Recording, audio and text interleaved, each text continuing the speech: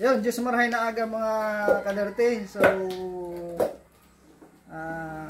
isang mapagpalang araw at salamat sa pong may kapal. So ngayon, ma-update tayo ngayon sa mga gipo natin niyan. So, yan din ang adventure. So, ini ang ginito na muna. Nagpalit kami kay oil seal sa alternator shop seal. So, ang problema, bumigay yung bearing. So, ito siya. So, papalitan ko to ulit ng oil seal at saka magre-refabricate ako ng bushing kasi wala akong nakukuha. At ito naman, papalit kami dito ng minsan ito ng customer ay may ganit sa steering niya, power steering sa APS, tsaka papalit kami ng may tagas yung fuel lines. Ito, may tagas ilalim kaya susurok.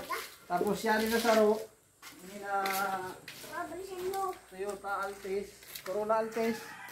Ang problema kayo ni namamatay, biglang namamatay kapag tumatakbo, tapos wala problema sa aircon electrical.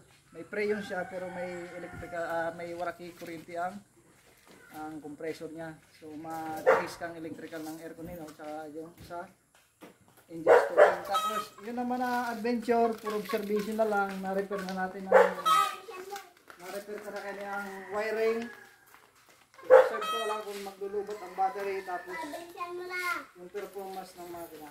So overall yun lamang po. God bless everyone.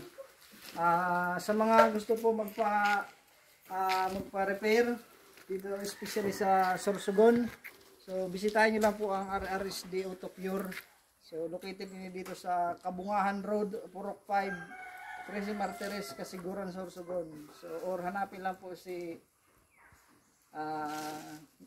Ginoo Mr. Roel Joe. So yan. So yan po ang mga in-offer niya na services. Engine overhauling, electrical electronics repair, aircon repair, and automatic transmission rebuild, and kahit ano pa po, under chassis, hindi ko na nalilagay yan. So yun lang po, and maraming salamat, and God bless everyone.